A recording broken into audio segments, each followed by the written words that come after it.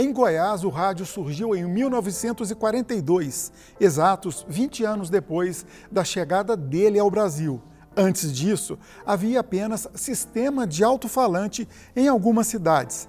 Não existe consenso sobre qual foi exatamente a primeira emissora de rádio goiana. Carajá de Anápolis, Chavante de Pameri ou Clube de Goiânia? Nesse período, o Brasil vivia a ditadura do Estado Novo e estava prestes a entrar na Segunda Guerra Mundial. Para melhor compreender esse cenário, convidamos o pesquisador da história do rádio em Goiás, o professor Edmilson Ferreira Marques. Olá, professor, um prazer contar com a sua presença aqui.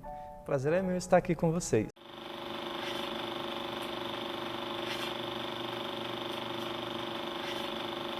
Edmilson é professor de História da Universidade Estadual de Goiás, campus de Uruaçu. É pós-doutor e mestre em História pela Universidade Federal de Goiás. Pesquisa o rádio em nosso estado. É autor da tese intitulada Tecnologia, Política e Cultura na História do Rádio em Goiás, período 1950-1964, e da dissertação A História do Rádio em Goiás, período 1942-1947. Professor, antes de mais nada, agradeço ter vindo aqui de Uruaçu para cá, 280 quilômetros, para conceder essa entrevista para a gente. Obrigado, eu que agradeço pelo convite para falar de um assunto que faz parte do nosso estado, né? E é um assunto que é parte da nossa história, da comunicação do nosso estado. Por ser importante, estamos aqui para falar sobre ele. Vamos lá, voltar no tempo, então, 1942. Você conseguiu descobrir qual foi a primeira rádio de Goiás? Ou é uma pergunta meio complexa para ser respondida assim tão objetivamente? Bom, no início da pesquisa, eu encontrei um pouco de dificuldade justamente porque grande parte dos locutores com quem eu conversei logo no início da pesquisa, eles apontavam emissoras diferentes, né, como sendo a pioneira e etc. Então, a pesquisa ela foi caminhando no sentido de exigir determinados documentos, no sentido de ter um rigor maior com as informações. Eu consegui ter acesso a alguns jornais da época, alguns documentos que os próprios locutores iam me passando, né, nas conversas pessoais. E aí eu fui conseguindo, de certa forma, desvendar essa história, que no primeiro passo, como você mesmo colocou, havia muitas dúvidas sobre qual foi a primeira emissora que surgiu no estado, né? Por exemplo, boa parte dos locutores que eu conversei de início, eles sempre passavam informações mais específicas da década de 1950. E aí gerava uma certa dúvida, né? Antes de 1950 já haviam aparecido outras experiências. Foi aí que eu fui conseguindo, através de jornais, algumas informações que foram me levando para algumas emissoras específicas. Por exemplo, né, a Rádio Clube, de 1942, era uma das mais citadas. A Rádio Clube aqui de Goiânia. Daqui de Goiânia. E para localizar para o telespectador, a Rádio Clube hoje é a Rádio Sagres 730 AM. Isso. Depois da Rádio Clube, algumas informações foram me levando para uma outra emissora de Anápolis. Ela surgiu antes da Rádio Clube, esse é um dado interessante, porque até então ninguém citava ou citou essa emissora, né, que é a Rádio Amplificadora de Anápolis. Ela surgiu especificamente em janeiro de 1942. Antes, ela funcionava como sistema de alto-falante, como você mesmo citou na apresentação. Quer dizer, não era rádio antes disso. Não era rádio, era alto-falante, né? Então, o Abelardo Velasco, que foi quem construiu e montou esse alto-falante, ele teve a ideia de construir um transmissor e conseguiu. Aí ele transmitia para a cidade de Anápolis e algumas cidades vizinhas conseguia captar as transmissões.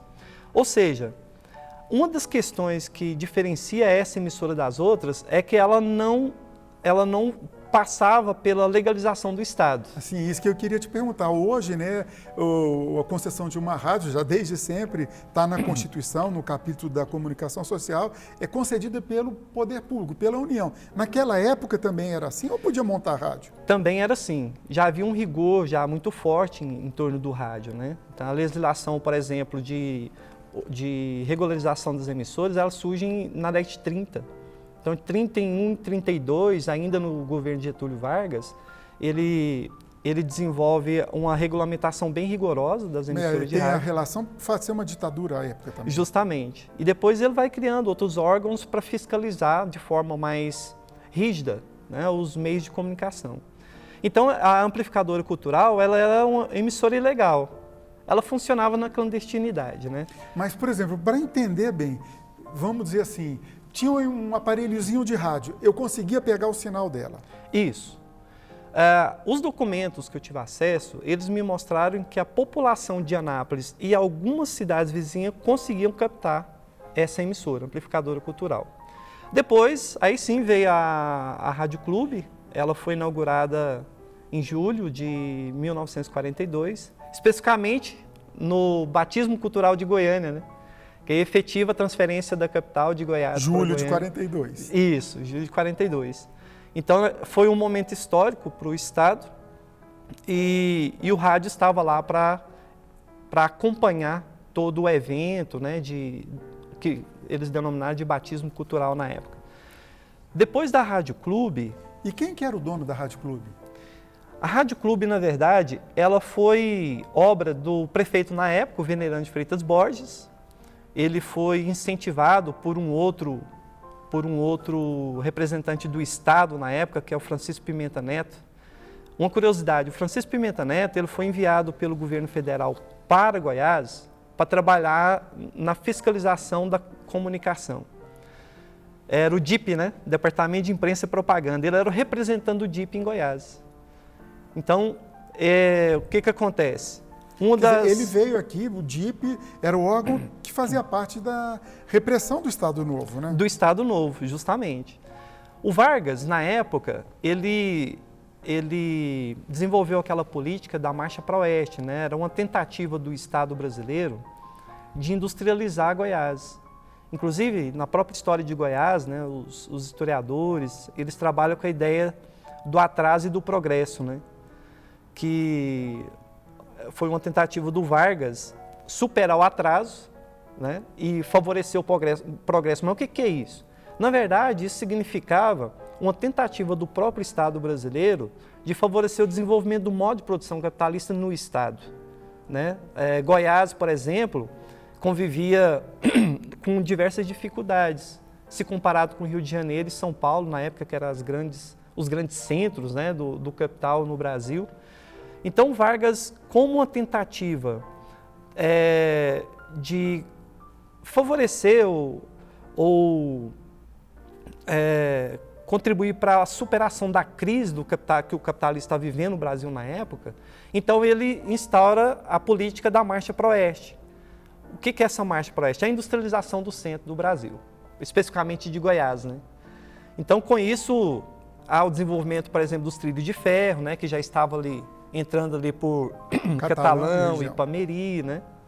Tá, então, mas você está falando de desenvolvimento. Ainda assim, a gente sabe todo aquele contexto de atraso de Goiás naquela época. Por que demorou 20 anos para chegar o rádio aqui? Essa é uma questão interessante porque é o seguinte, para o rádio funcionar, ele precisa de uma estrutura. Um elemento, por exemplo, fundamental para o rádio funcionar é a energia. E Goiás, a estrutura de Goiás não permitia, por exemplo, que uma rádio funcionasse o dia todo. Nem toda cidade tinha energia, por exemplo, né? Só para citar o exemplo de Ipameri. Ipameri foi a primeira cidade a ter usinas hidrelétricas. Então, ainda final da década de 30, eles conseguiram construir 3 hidrelétricas. Tanto é que foi lá as primeiras experiências de sistema de alto-falantes, antes do rádio, né? Funcionava na cidade de Ipameri. Depois veio outras cidades se estruturando, a exemplo de Goiânia e Anápolis, conseguindo uma estruturação com energia mais estabelecida e tal. E isso foi o que favoreceu o desenvolvimento e o aparecimento do rádio por aqui. Tem até uma história interessante sobre Goiânia, né? Em 1942, quem me contou isso foi um locutor da época, o Silvio Medeiros. Ele disse assim, perguntei para ele, o rádio funcionava constantemente? Ele dizia, olha, funcionava começava por volta de umas 9 horas da manhã, parava para o almoço, aí não tinha nada no ar, né? Voltava por volta de 14 horas e ia até 23 horas, por aí. Eu perguntei, mas por que isso? Ele falou, não, porque a energia aqui, ela desligava em determinado momento, né? A energia de Goiânia, ela era gerada por um motor de submarino que eles montaram ali no Botafogo. Então era isso que produzia a energia para a cidade. Então eu estava até com medo de te perguntar aqui, da minha memória me trair. Mas nós tivemos o problema da represa do Jaó, que Goiânia viveu alguns anos com geração paralela de energia. Então isso influenciou também na chegada do rádio com qualidade aqui. Sim, inclusive os próprios jornais da época que eu tive acesso, eles noticiaram um temporal que caiu aqui, né, e rodou essa usina. Goiânia ficou alguns dias sem energia. Obviamente o rádio também ficou fora do ar. Então a questão da energia é um dos elementos fundamentais que eu considero, pelo menos a pesquisa me apontou, que fez com que o rádio chegasse um pouco mais tarde do que chegou em outros estados, né? Agora, fatos curiosos, por exemplo, como é que fazia uma externa, fazer uma transmissão longe da sede da emissora? Que recursos eles tinham? E é verdade, já engata uma segunda pergunta, que o pessoal pirateava a propaganda da Rádio Nacional do Rio? Sim, essas duas questões é interessante. A primeira, sobre a programação externa, na década de 40, a maioria das pessoas que trabalhavam no rádio, eles não eram especialistas, isso é um dado interessante e é importante considerar isso. Ou seja, todo mundo que trabalhava no rádio, ele não dizia eu sou um locutor ou eu sou um radialista. Não existia, inclusive, a profissão radialista, né? Ninguém era salariado. Na década de 40, eles ainda estavam iniciando aquele processo de organização do rádio. Eles tomavam como referência principalmente a Rádio Nacional do Rio de Janeiro, a Tupi e a Mariquinha de São Paulo, que eram as grandes referências no Brasil, né? E lá eles já faziam os programas externos. Mas aqui eles não tinham equipamento suficiente para fazer isso, né? Por exemplo, na época eles não tiveram a sacada de relacionar telefone e rádio. Então o que eles faziam? Para uma transmissão externa, eles ligavam com um fio da emissora, do transmissor da emissora, até o lugar onde ia fazer a transmissão. Então vamos exemplificar para o telespectador. Digamos, hipoteticamente, a rádio funcionava lá no final da Avenida Goiás, onde funcionou a Rádio Clube. Fosse fazer uma transmissão na estação ferroviária, tinha que descer a Goiás inteirinha com fio. Isso eles faziam na época. Perfeito. E essa questão de piratear, botar o microfone e pegar a programação da Rádio Nacional? Sim, esse é outro elemento, porque na década de 40 as emissoras elas eram muito precárias, né? Para a época, obviamente, né? Então eles não tinham muito recurso. O que eles faziam? Como forma de atrair audiência, em determinadas partes das transmissões, eles ligavam um receptor no estúdio e colocavam o microfone do transmissor da emissora para transmitir o que a própria emissora estava transmitindo. Então, a Rádio Nacional transmitia lá, por exemplo, uma radionovela, que na época era uma coisa assim que chamava a atenção de todo mundo, né?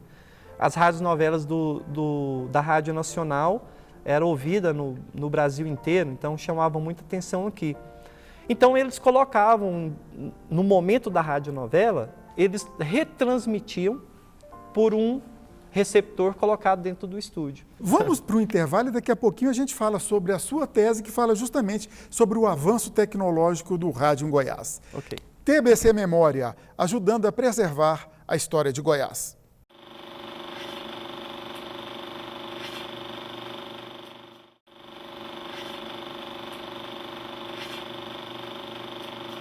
O TBC Memória conversa hoje com o professor Edmilson Ferreira Marques, ele que é pesquisador sobre a história do rádio em Goiás.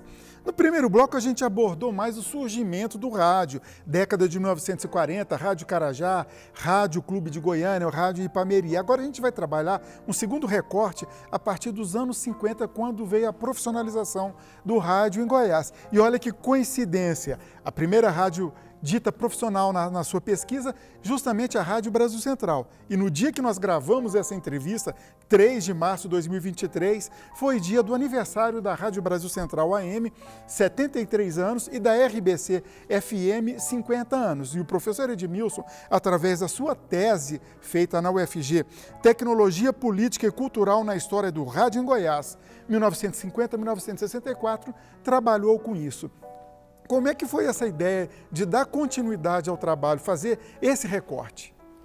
Sim, a dissertação que eu trabalhei no mestrado, eu trabalhei no período de 42 e 47. Por que esse período, né? Que foi o período que surgiram as primeiras emissoras de rádio. Mais especificamente, as 4 primeiras emissoras, né? Como você já citou.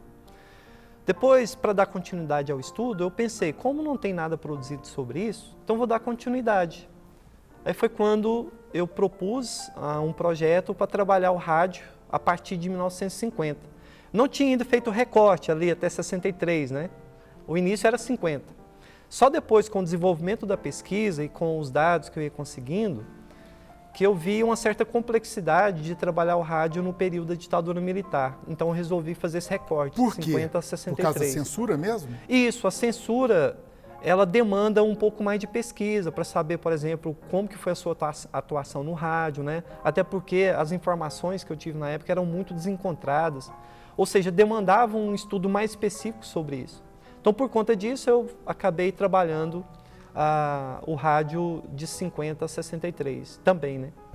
Tá, e eu já adiantei aqui a importância nossa aqui da Rádio Brasil Central nesse contexto. Conta um pouquinho. A Rádio Brasil Central, ela é considerada, assim, por aqueles com quem eu conversei, os locutores que trabalharam aqui, né? Eu citei alguns deles. Por exemplo? O Silvio Medeiros, o Walter Menezes, Juvenal de Barros, que é locutor de outra emissora, mas sempre dava notícia da RBC, né? O que eles apontam? Eles apontam o seguinte, o rádio até 1950, ele era um rádio dominado pelo amadorismo. Eles destacam essa questão, ou seja, a pessoa que trabalhava no rádio não era o radialista, como eu disse, né? Ele não considerava o rádio uma profissão. Quando a Rádio Brasil Central chega, o diferencial dela foi as suas transmissões, o raio de alcance. Todas as emissoras da década de 40, elas transmitiam algumas para a cidade e algumas cidades vizinhas. A Rádio Clube era a única na década de 40 que conseguia transmitir para Goiás e alguns estados conseguiam ouvir também a emissora. Isso já em ondas curtas, ondas tropicais, né? Isso. Na época era a AM, era o que predominava, né? Então, as ondas curtas, elas eram utilizadas para pegar longe, né? Isso. Agora, quando a Brasil Central, ela chega, só para você ter uma ideia, ela consegue transmitir para todo o Brasil, inclusive para alguns países conseguia ouvir a emissora. Tem até o dado que eu consegui no jornal na época, o Calbi Peixoto, na época ele estava nos Estados Unidos, e ele ouviu o programa da RBC e mandou, né, recado, etc., dizendo, estou ouvindo perfeitamente a emissora. E o Calbi já era um cantor consagrado? Na época já era consagrado, sim, né? Então, o que acontece? A Rádio Brasil Central ela chega com uma potência muito grande. Os seus transmissores, eles eram muito potentes. Consequentemente, ela trouxe uma ideia de rádio que até então não existia, que era a ideia do rádio profissional. E o que isso significa, né? Significa que internamente a emissora ela foi desenvolvendo a ideia do profissionalismo.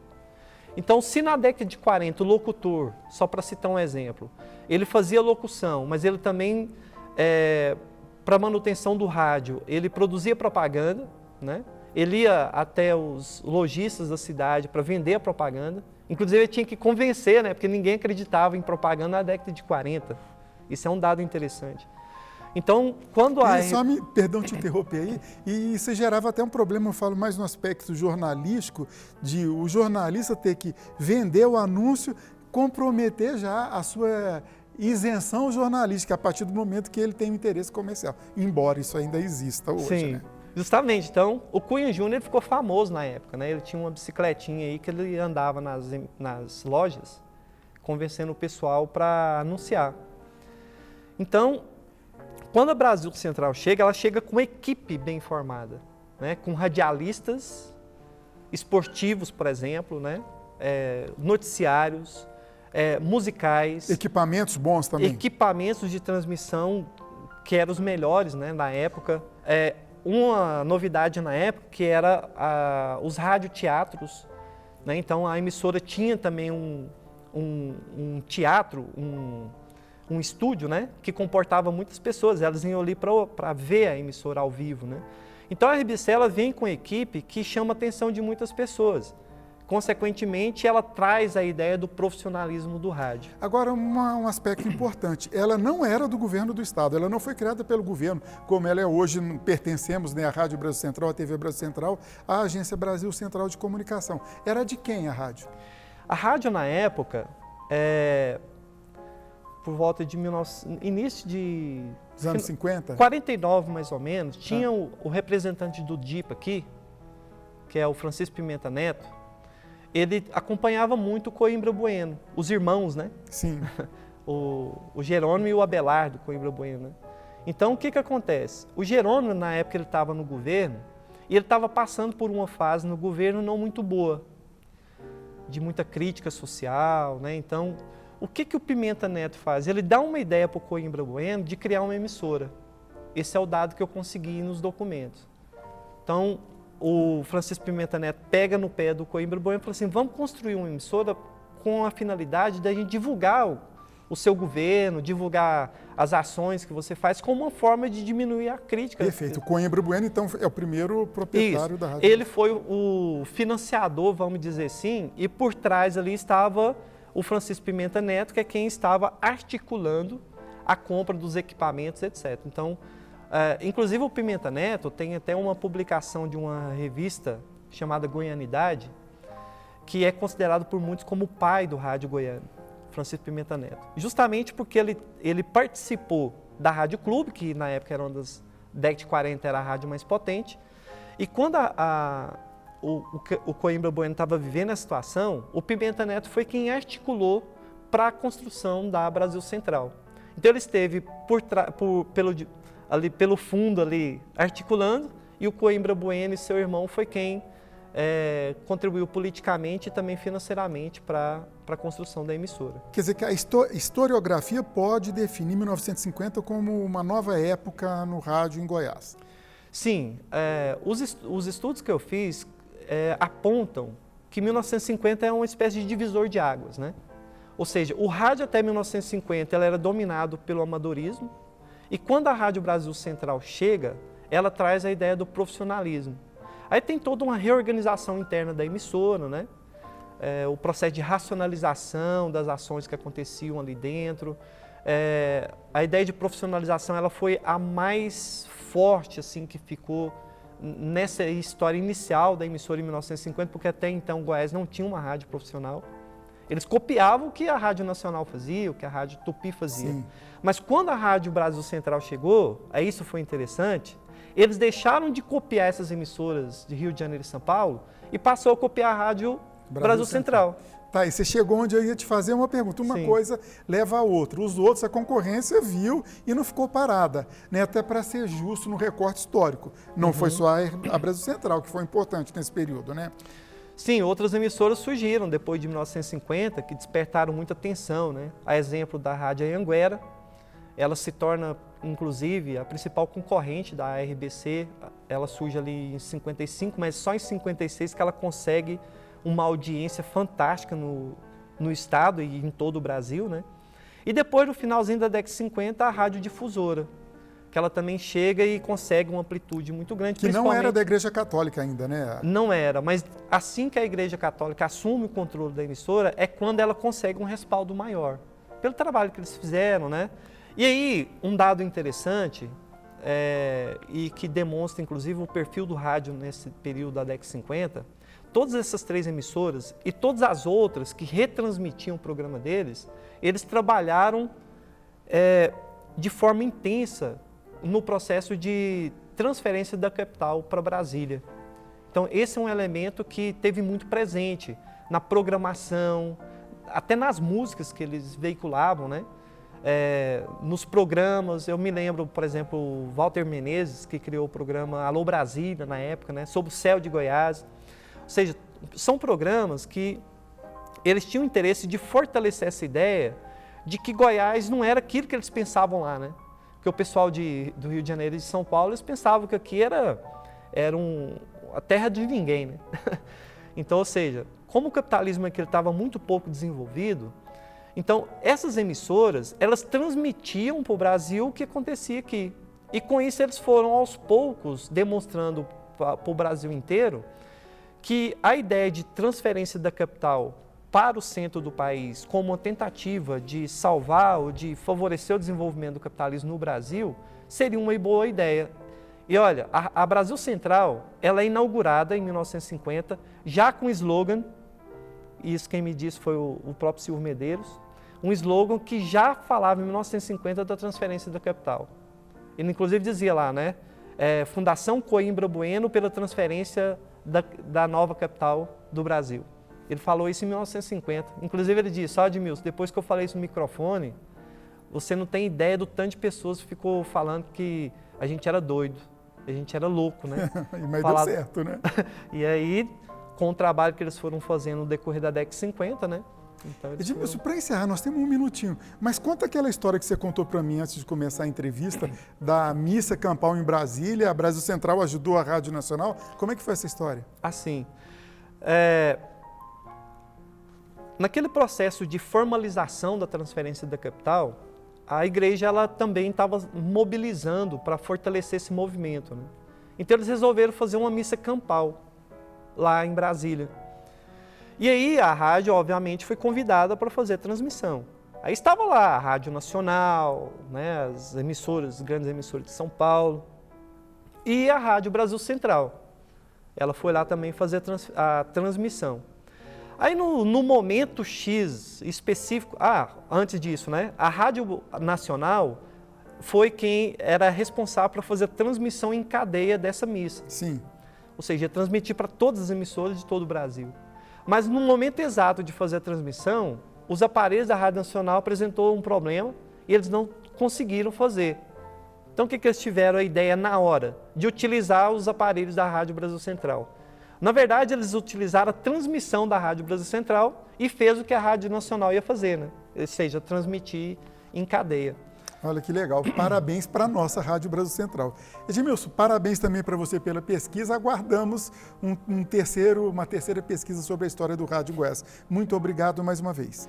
Agradeço vocês pelo convite, por estar aqui para falar de um tema que é importante para a comunicação do estado de Goiás. Ok. TBC Memória, ajudando a preservar a história de Goiás.